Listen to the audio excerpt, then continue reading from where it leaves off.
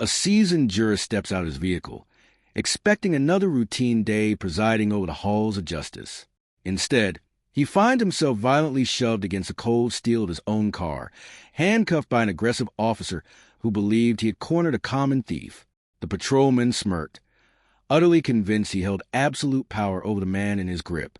He had no idea the individual he just humiliated was the highest-ranking judicial official in the district. The ensuing reckoning would shatter careers. The morning air in Sullivan County was crisp, carrying the distinct, sharp chill of late November. The imposing limestone facade of the Sullivan County Courthouse loomed over Elm Street, casting long, austere shadows across the pavement. For Arthur Pendleton, the courthouse was a second home. At 62, Arthur was a man of quiet dignity and formidable intellect, having spent over 3 decades navigating the labyrinth of the criminal justice system, first as a tireless public defender, then as a ruthless but fair prosecutor, and for the last 8 years as a presiding judge of the Superior Court. Arthur was a meticulous man, but today an unusual string of minor inconveniences had disrupted his morning routine.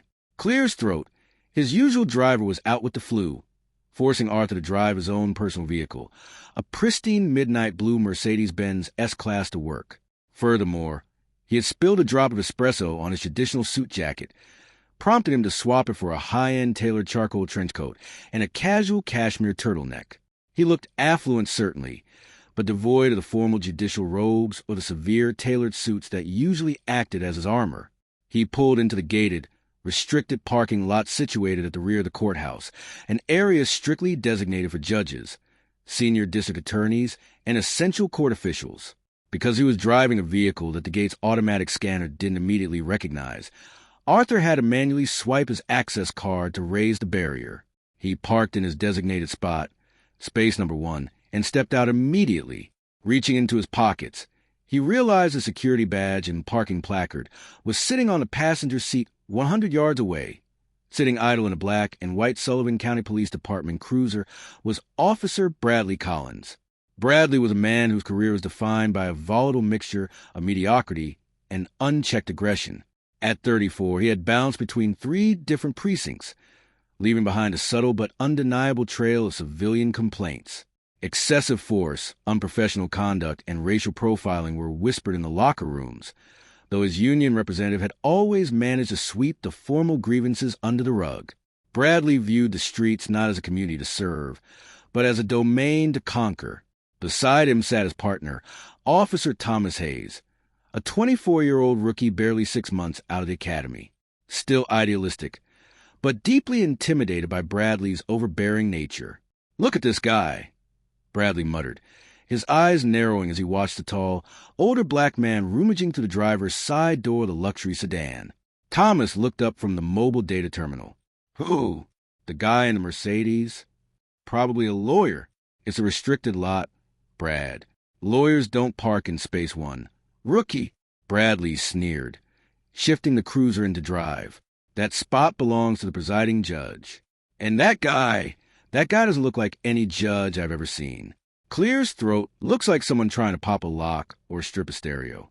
Probably followed someone through the gate." Thomas frowned, his gut twisting with an intuitive sense of unease. "Brad, the gate requires a key card. He had to have swiped in. Let's just call it into dispatch." "I don't need dispatch to tell me when a fish is out of water." Bradley snapped, hitting the accelerator. The cruiser surged forward, its tires squealing faintly against the asphalt as it sped across the parking lot, coming to a sharp, aggressive halt just feet away from Arthur's Mercedes. The cruiser's lights flashed on, casting a harsh, strobing red and blue glare against the courthouse walls. Arthur, startled by the sudden screech of tires, stood up straight. He closed the car door, holding his leather briefcase in one hand, while his other hand remained near his coat pocket, where he had just located a security badge. He adjusted his glasses, squinting against the blinding police lights, tried to make sense of the sudden intrusion. Bradley threw his door open and stepped out, his hand resting instinctively, heavily on the butt of his holstered service weapon. His posture was wide, aggressive, designed to dominate the space. "Step away from the vehicle now," Bradley barked, his voice echoing loudly in the enclosed concrete lot. Arthur remained perfectly still, his expression transforming from mild surprise to a calm, practiced neutrality. Over his decades in the legal system, he had seen this exact scenario play out on dashboard cameras and bottom footage 1,000 times. He knew the inherent danger of sudden movements. He knew the psychology of a highly wounded police officer. "Good morning, officer," Arthur said, his voice deep, resonant, and entirely unbothered. "I believe there's a misunderstanding. I was just retrieving my," said. "Step the hell away from the car," Bradley interrupted, closing the distance rapidly. He unclipped the retention strap on his holster. "Keep your hands where I can see them. Drop the bag." Thomas scrambled out of the passenger side, lingering near the trunk of the cruiser. "Brad, hey, take it easy. Let's just ask for his ID," the younger officer suggested nervously, glancing around to see if any courthouse security was nearby. "Shut up, Hayes. I'm handling this." Bradley snapped over his shoulder before turning his predatory gaze back to Arthur. "You deaf old man. Drop the bag and put your hands on the hood. Now." Arthur slowly lowered his leather briefcase to the asphalt. He did not break eye contact with Bradley. The judge's mind was calculating every variable, every legal misstep the officer was currently making. There was no reasonable suspicion of a crime, no probable cause, only raw, unchecked prejudice, masking itself as proactive policing. "Officer, if you will allow me to speak," Arthur said, keeping his hands clearly visible at his sides. "My name is Arthur Pendleton. I work in this building. If you will allow me to reach into my left pocket, I can produce my judicial identification." Bradley let out a sharp, derisive laugh. "Judicial identification, right? And I'm the governor. You think because you're wearing a fancy sweater, I'm not going to see you casing a $100,000 car. Turn around and put your hands on the vehicle." "I am not casing the vehicle. It belongs to me," Arthur replied, his tone lowering by an octave. Carrying the same authoritative weight he used to silence bickering attorneys in his courtroom. "And you are currently trespassing on restricted county property, without cause interfering with a court official. I highly suggest you call a supervisor to this location immediately." The demand for a supervisor, the calm, unyielding assertion of rights, was the exact trigger Bradley's fragile ego could not handle. To Bradley, authority was a one-way street, and this man was refusing to play the subservient role he demanded. "I am the supervisor on this scene," Bradley lied, stepping directly into Arthur's personal space, radiating hostility and the stale smell of cheap cologne. "Last warning. Hands on the hood, or you're going to the pavement." The silence in the parking lot was deafening, save for the low hum of the police cruiser's engine and the rhythmic click of the overhead lights. Arthur Pendleton looked down at the officer, who was a few inches shorter, but bristling with aggressive energy. Arthur had spent his entire adult life dismantling men like Bradley Collins in courtroom. He knew the type intimately, the arrogant swagger, the desperate need for compliance, the deep-seated prejudice that painted every interaction in shades of hostility. "I will comply with your physical demands, officer," Arthur said slowly, ensuring every word was enunciated with crystal clarity. "But I want you to know for your own body camera that I am doing so under duress that I have explicitly informed you of my identity and that you are engaging in an unlawful detainment." Arthur slowly turned around and placed his palms flat against the cold, polished hood of his Mercedes. Bradley sneered, pulling a pair of heavy steel handcuffs from his belt. "Save the jailhouse lawyer routine for the public defender. Buddy, you're under arrest for grand theft auto, trespassing, and failure to obey a lawful order." Thomas, the rookie, took a cautious step forward. His heart was hammering against his ribs. Something was terribly wrong. The man didn't act like a thief. He spoke with the cadence of a highly educated professional. Furthermore, the car's alarm hadn't gone off, and the man had keys in his hand before he dropped them next to the briefcase.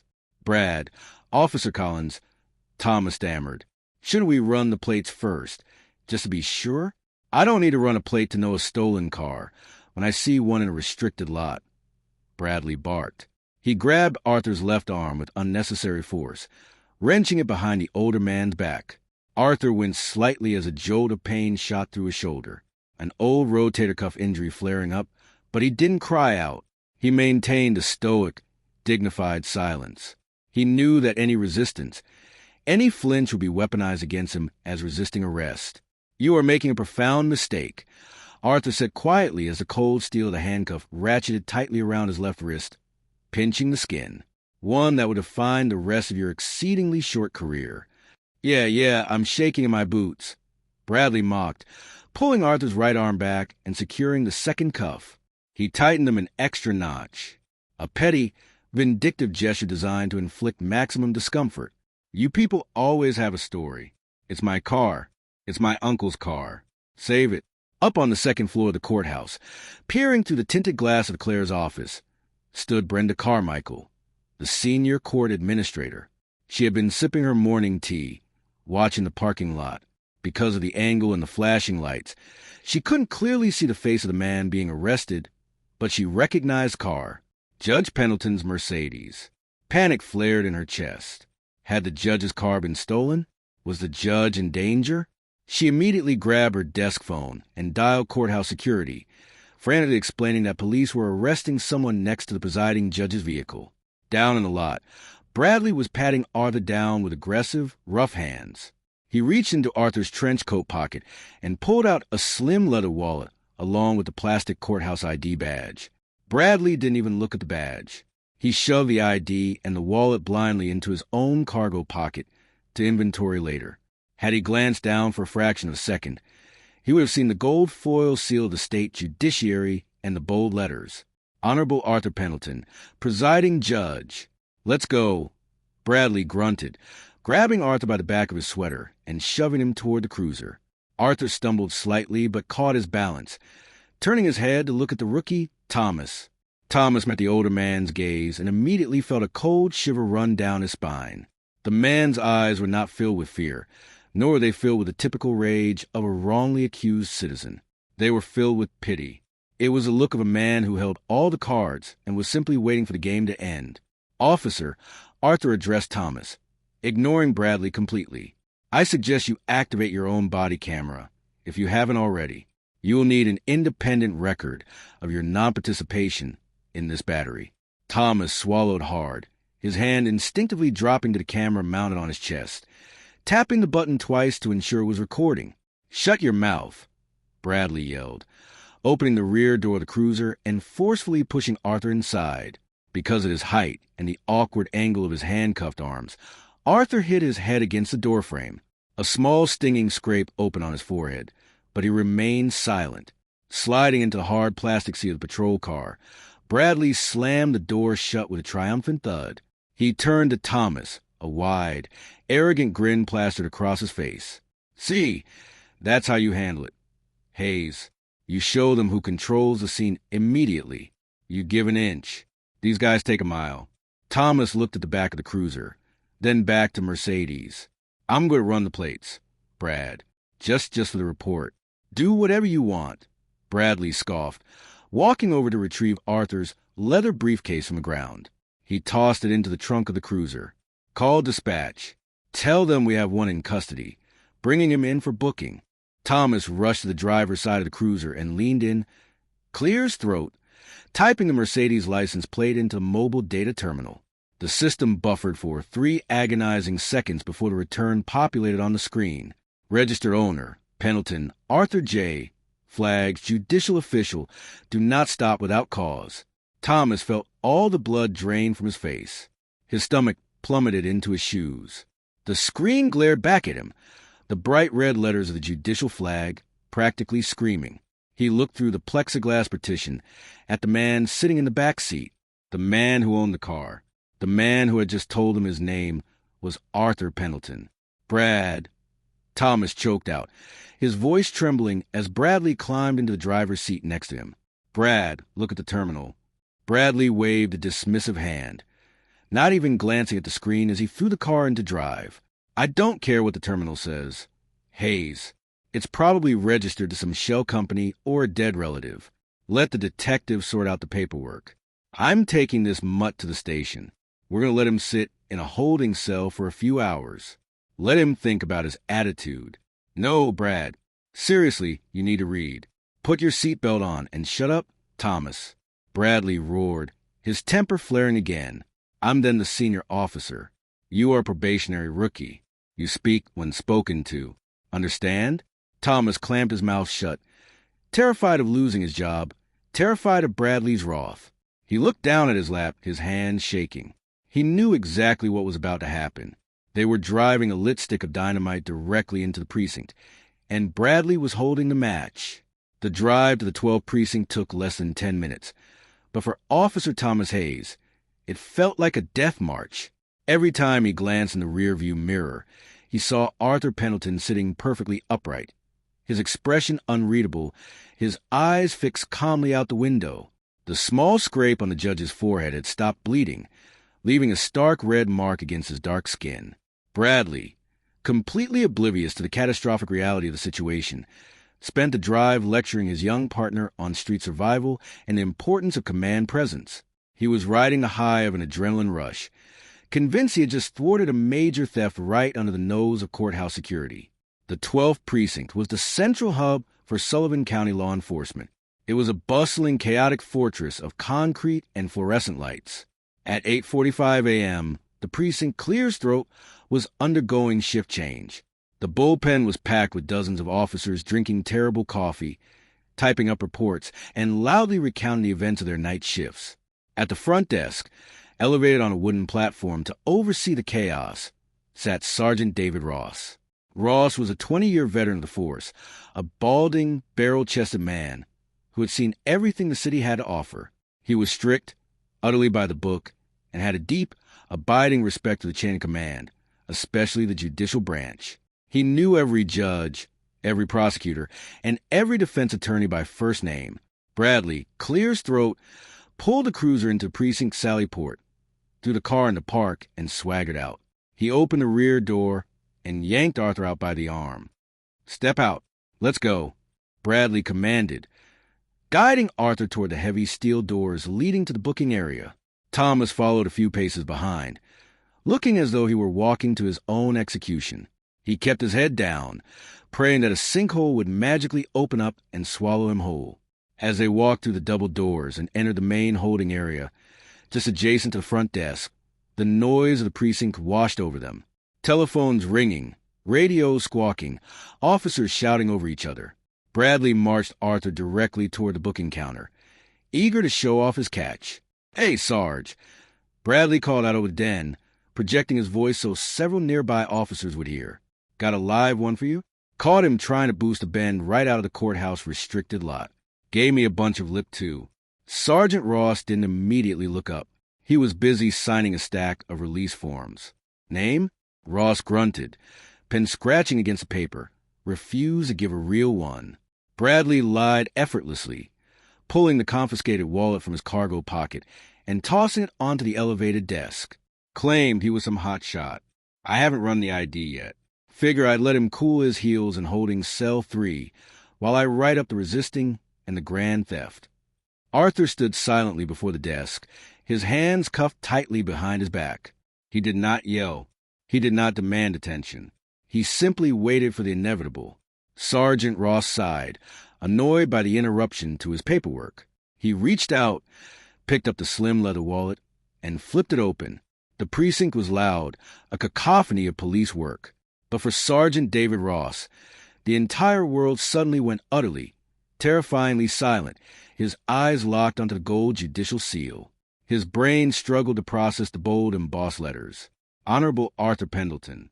Ross's hand began to shake. Slowly, as if moving underwater, he lowered the wallet and lifted his gaze to look at the man in handcuffs standing before him. He recognized the face instantly. He had testified in front of this man. He had seen this man sentence murderers to life in prison. He had seen the chief of police bow his head in deference to this very man at the annual police gala. It was Judge Arthur Pendleton. Clear his throat, the presiding judge of the Sullivan County Superior Court, the man who single-handedly controlled the judicial fate of every single warrant, wiretap, and criminal conviction in the county. And he was standing in front of the desk in handcuffs, bleeding from a fresh wound on his forehead. Ross felt a cold sweat break out across his neck. His breath hitched in his throat. "Collins," Ross whispered, his voice cracking. Bradley grinned, oblivious. "Yes, Sarge. You want me to toss him in the cell now?" He's got an attitude problem. Just warning you. Collins, Ross repeated, his voice rising, a tremor of absolute panic vibrating through his chest. He stood up so fast his heavy wooden chair tipped backward and crashed loudly against the floor. The sound of the chair hitting the floor was like a gunshot. The officers in the immediate vicinity stopped talking. Heads turned. The noise level in the room began to drop rapidly as officers noticed a horrified expression on the desk sergeant's face. Ross scrambled down from the elevated platform, practically tripping over his own boots. He bypassed Bradley completely and rushed toward Arthur. "Your Honor," Ross breathed out, his face pale as a ghost. He reached out with trembling hands, fumbling for his universal handcuff key. "Your Honor, oh my God, Your Honor, I am so sorry. I am so incredibly sorry." Bradley blinked, his smug smile faltering. "Whoa, Sarge, what are you doing? I just told you this guy was boosting a car." "Shut your damn mouth, Collins," Ross roared, a sound so explosive and filled with venom that it echoed off the cinder block walls, silencing the entire precinct instantly. Every typewriter stopped. Every phone conversation paused. Dozens of officers turned to stare at the booking desk. Ross' hands were shaking so badly he struggled to insert the tiny key into the handcuffs. "Your Honor, please. Are you injured? Do you need a paramedic?" "I am quite all right, Sergeant Ross," Arthur said, his voice calm, clear, and projecting perfectly into the dead, silent room. "Though I would appreciate the removal of these restraints. They are rather tight." Click, click. The heavy steel cuffs fell away from Arthur's wrists.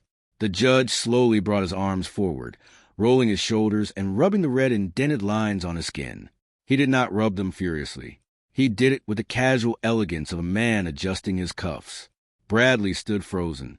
The cognitive dissonance in his brain was creating a physical ringing in his ears.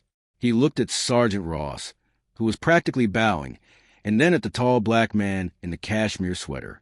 "Sarge," Bradley stammered, his voice suddenly small, the swagger entirely gone. "Sarge, what are you talking about? He's a car thief. I caught him at the courthouse." Sergeant Ross turned slowly to face Bradley. The look in the veteran sergeant's eyes was one of pure, unadulterated murder. "You stupid, arrogant son of a bitch." Ross hissed through his teeth, stepping so close to Bradley that the younger officer had to take a step back. "Do you have any idea what you've just done? Do you have any idea who this is?" Thomas Hayes, still standing near the doors, closed his eyes and let out a long, shaky breath, burying his face in his hands. Bradley looked at Arthur, the first seeds of genuine existential dread taking root in his stomach. He said his name was Pendleton. "This," Ross said, his voice trembling with a mixture of rage and terror, gesturing to the man he had just uncuffed, "is the Honorable Arthur Pendleton, the Chief Presiding Judge of the Superior Court of Sullivan County, and you just dragged him in here in chains." The silence in the precinct was absolute. No one moved. No one breathed. It was as if a bomb had just been dropped in the center of the room, and everyone was simply waiting for the shock wave to vaporize them. Arthur adjusted the lapels of his trench coat. He reached out and gently took his wallet from Sergeant Ross' trembling hand. He opened it, briefly checked the contents, and placed it back into his pocket.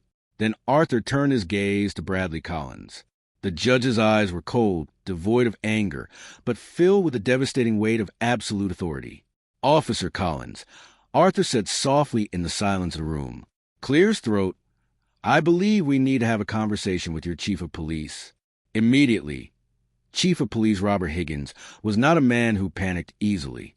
A heavy-set man in his late 50s with a thick shock of silver hair, Higgins had weathered riots, officer-involved shootings, and brutal budget cuts during his 6-year tenure at the helm of the Sullivan County Police Department. But when a frantic phone call from Desk Sergeant Ross interrupted his morning briefing, Chief Higgins felt a cold, leaden weight drop into the pit of his stomach. He sprinted down 3 flights of stairs, bypassing the elevator entirely, his heart hammering against his ribs like a trapped bird. When Higgins burst through the double doors of the precinct's main, holding area, the silence in the room was suffocating. Every officer was frozen at their desks, their eyes darting between the floor and the towering figure standing calmly near the booking counter. Judge Arthur Pendleton stood perfectly straight, sipping a small paper cup of water that a terrified young patrolman had procured for him. The fresh red abrasion on his forehead stood out in stark contrast to his dark skin, a glaring testament to the violence he had just endured. Standing 10 feet away, segregated from the rest of the room, as if he had a contagious disease, was Officer Bradley Collins. Bradley's complexion had turned a sickly ashen gray. "Your Honor," Chief Higgins breathed, rushing forward. He practically shoved 2 sergeants out of his way to reach Arthur. "Your Honor, words cannot express. Are you all right? We have EMTs on standby outside." "I do not need an ambulance, Chief Higgins," Arthur replied, his voice remarkably steady, devoid of the frantic anger one might expect. It was a cold, calculating calmness that terrified Higgins far more than screaming would have.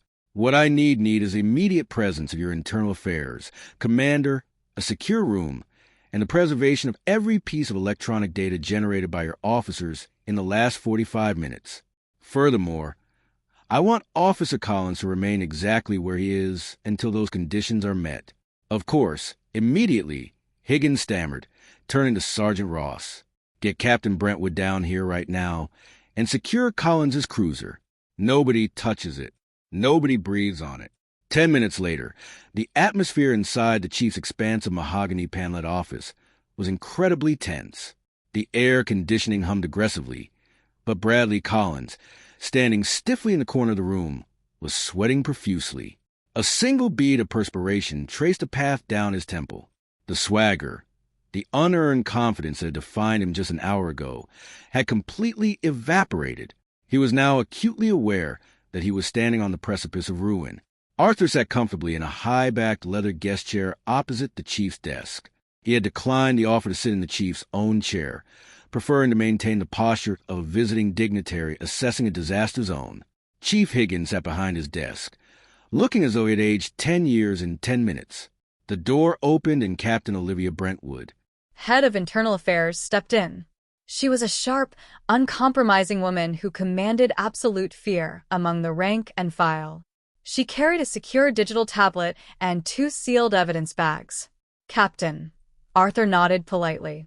"Your Honor," Brentwood replied, her tone deeply respectful, but strictly professional. She did not waste time with apologies. She knew Arthur well enough to know he only cared about procedure and facts. "I have secured the bottom cameras from both Officer Collins and Officer Hayes. I also have the mobile data terminal logs from their vehicle." "Good," Arthur said, steepling his fingers. He turned his attention to Bradley, who flinched under the judge's piercing gaze. "Officer Collins, before Captain Brentwood reviews the incontrovertible digital record of this morning's events, I want to afford you the opportunity to explain your actions to your chief. Why exactly did you assault and arrest me in a restricted secured parking lot?" Bradley swallowed hard. His throat felt like sandpaper. He looked at Higgins, then at Brentwood, desperately searching for a lifeline. There was none. The thin blue line did not extend to protecting a patrolman who had just battered the most powerful judicial officer in the county. I observed a suspect," Bradley began, his voice shaking, falling back on rehearsed robotic police jargon in a desperate bid to legitimize his actions. "I observed an individual who did not fit the profile of a court employee loitering around a high-value vehicle. I approached to conduct a field interview. The subject, you became uncooperative. You refused to keep your hands visible. You refused to identify yourself. I felt my safety was compromised, so I detained you." Arthur let out a soft, humoral chuckle. It was a chilling sound. "You felt your safety was compromised by a 62-year-old man holding a leather briefcase and a set of Mercedes keys.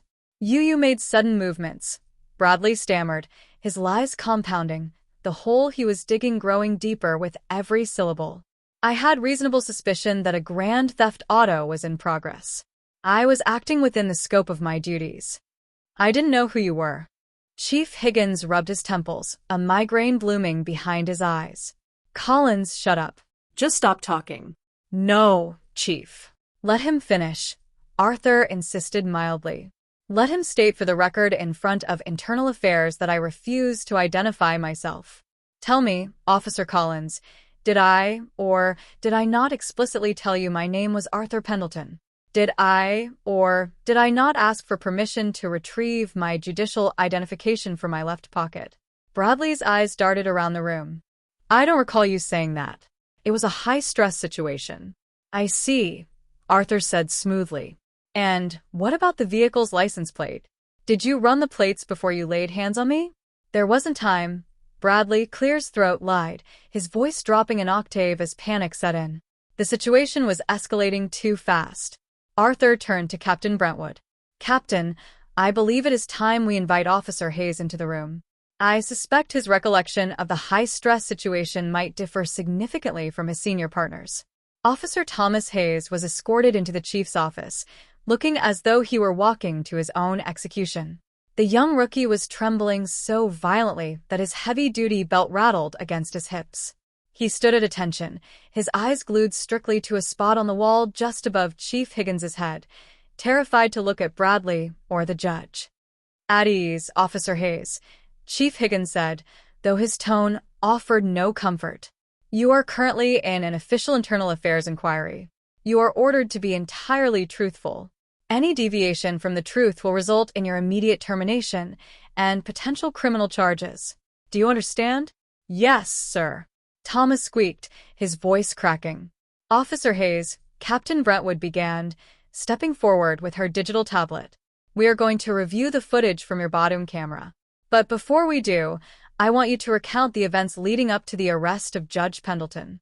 From the moment you spotted him in the parking lot, Thomas took a shaky breath. He could feel Bradley glaring at him from the corner of the room, silently threatening him, willing him to maintain the code of silence. But Thomas looked at the judge, at the bruised, bleeding man who wielded enough power to destroy them both, and his self-preservation instinct kicked into overdrive. Officer Collins observed the judge by his vehicle. Thomas said rapidly, the words spilling out of him like water from a breached dam. Clear's throat. Officer Collins stated that the individual didn't look like a judge and assumed he was trying to break into the car. I advised Officer Collins that the gate requires a secure key card, meaning the individual had to have access. Officer Collins ignored me and initiated a high-speed approach. You little rat. Bradley hissed under his breath, taking a half step forward before Chief Higgins shot him a look that could melt steel. Continue, Officer Hayes, Arthur said gently. When we exited the vehicle, Judge Pendleton was compliant. Thomas continued, tears of stress pricking the corners of his eyes. He was not aggressive. He immediately stated his name and offered to show his judicial ID. Officer Collins refused to let him do so and ordered him against the car. When Officer Collins was securing the handcuffs, I went to the mobile data terminal in the cruiser to run the plates. Captain Brentwood looked up from her notes. And what did the MDT return, Officer Hayes? Thomas swallowed hard, finally looking at Bradley.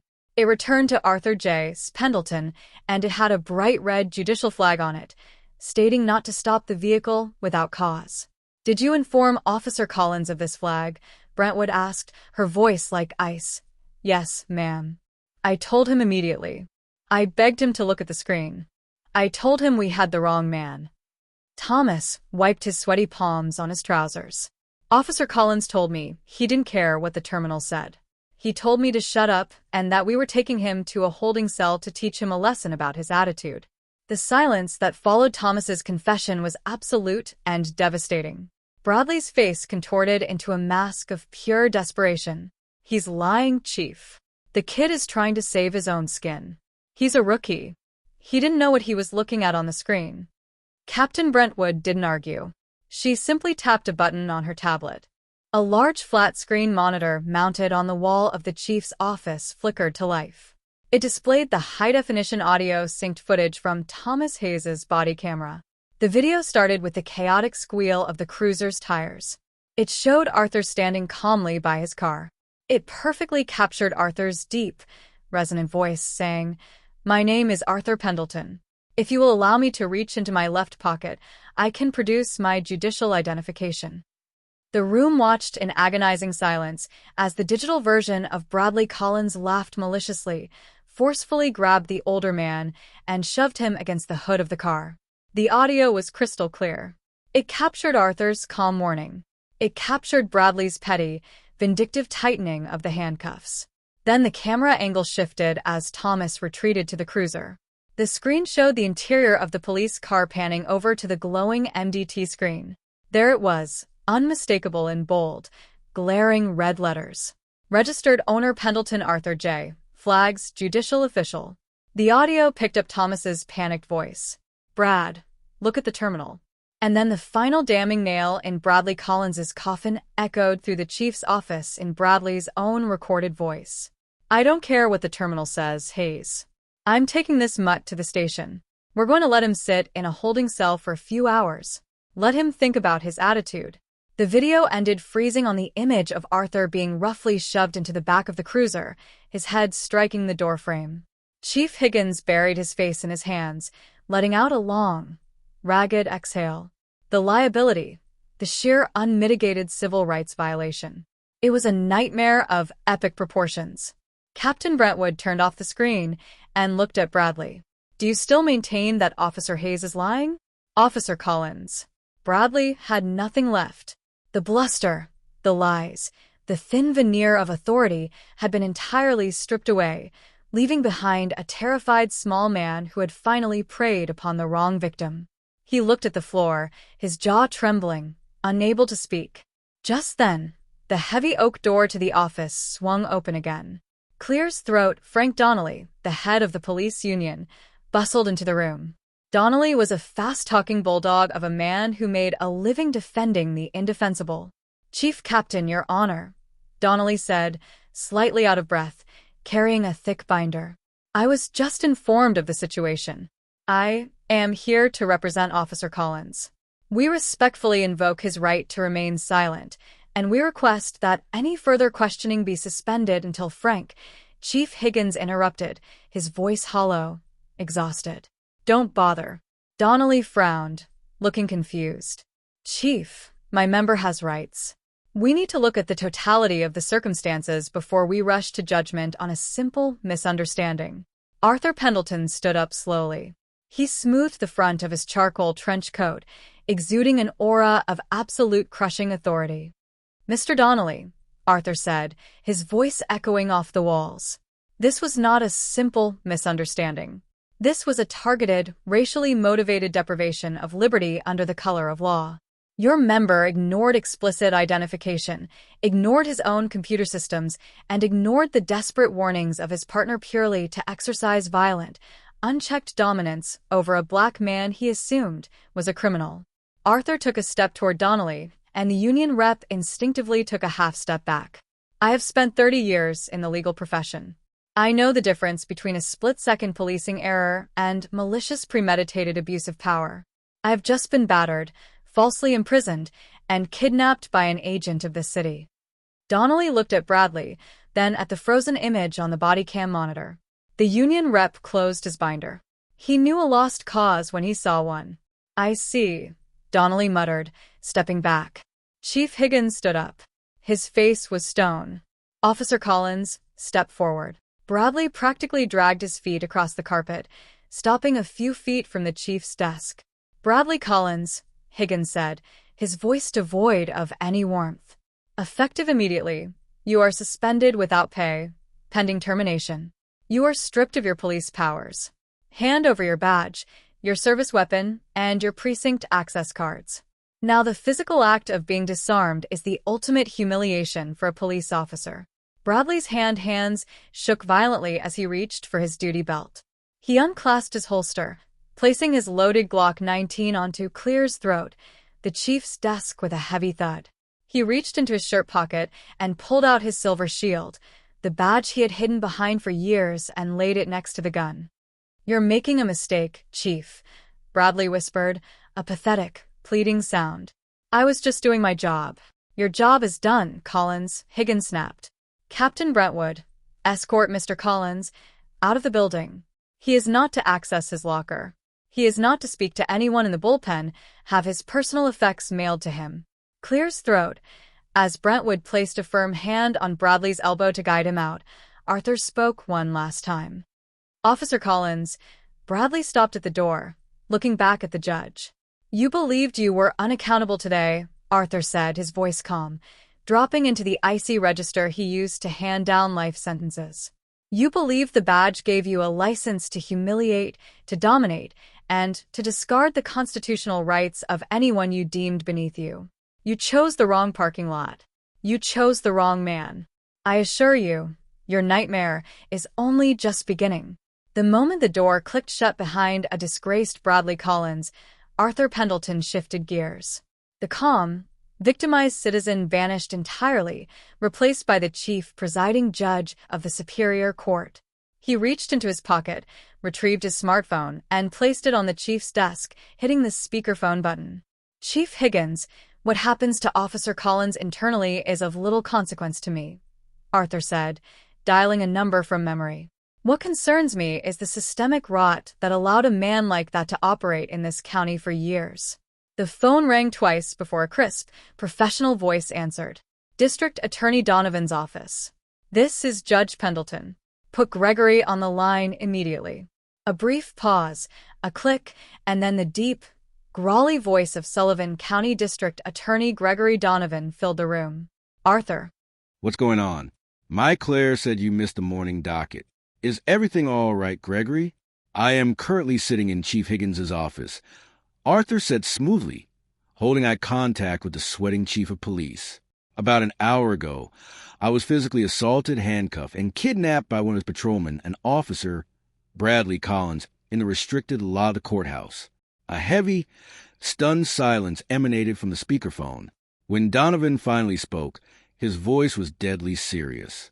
Are you injured, Arthur? I will survive. However, Officer Collins's career will not, Arthur replied. Gregory, I am initiating a full, unredacted audit of this officer. I want your office to pull the file on every single arrest, every Terry stop, and every sworn affidavit Officer Bradley Collins has submitted in the last 7 years. Chief Higgins choked on his breath. Your Honor, wait, an audit like that could jeopardize hundreds of closed cases. The sheer manpower. Arthur ignored him, speaking, clear his throat, directly to the phone. Do you understand me, Gregory? The man is a perjurer who ignores exculpatory evidence.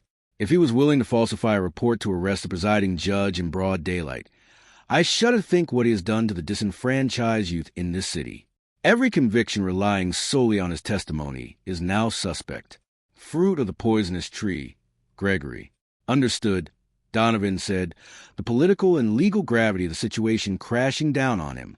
I'll form a conviction integrity task force by noon. We'll start pulling his jackets immediately. Furthermore, Arthur continued, his eyes narrowing, I do not trust the local precinct to handle the criminal aspect of this assault without bias.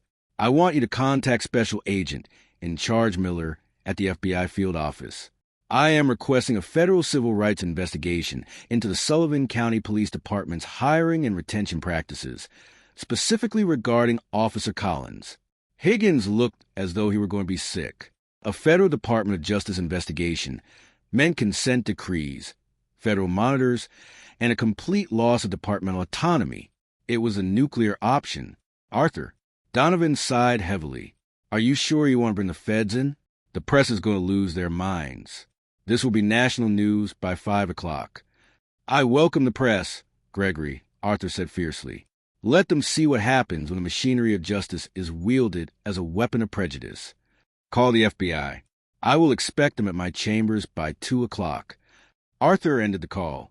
He picked up his phone and slid it back into his pocket. He turned his attention back to Chief Higgins and the terrified rookie Thomas Hayes, who was still standing rigidly in the corner of the room. Officer, clear his throat. Hayes, Arthur said. Thomas flinched. Yes, Your Honor.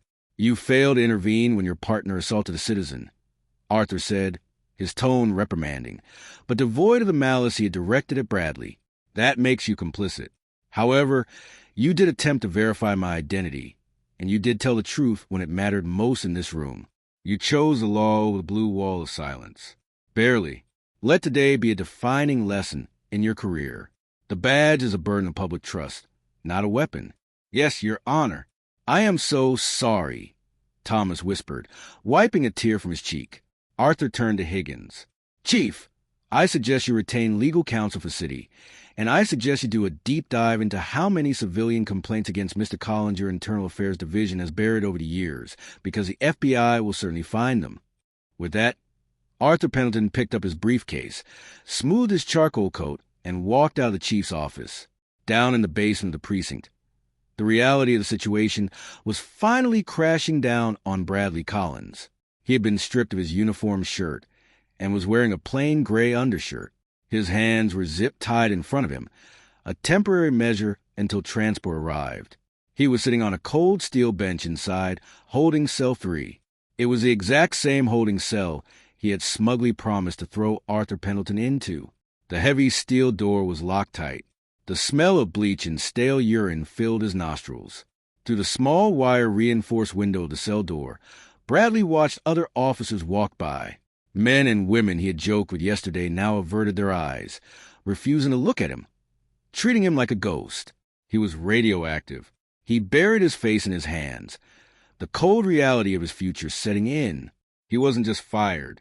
He was going to face federal prosecution for deprivation of rights under color of law. He was going to lose his pension, his house, his freedom.